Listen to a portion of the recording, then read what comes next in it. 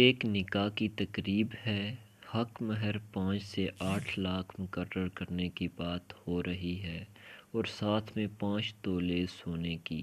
سسر اپنے داماد کو ساتھ والی کرسی پر بلاتا ہے، سرگوشی میں پوچھتا ہے، بیٹا آپ کتنا مہر آسانی سے دے سکتے ہیں؟ داماد کہتا ہے، آپ لوگ جو بھی مقرر کریں منظور ہے، لیکن میں اگر زیادہ کوشش کروں تو 2 لاکھ دے سکتا ہوں۔ سسر نکاح ہوا کو کہتا ہے، مہر 1 لاکھ ہوگا۔ جب سسر نے سونے کے متعلق پوچھا تو داماد نے کہا، میں 2 تولے بنا چکا ہوں، 3 اور بنا لوں گا۔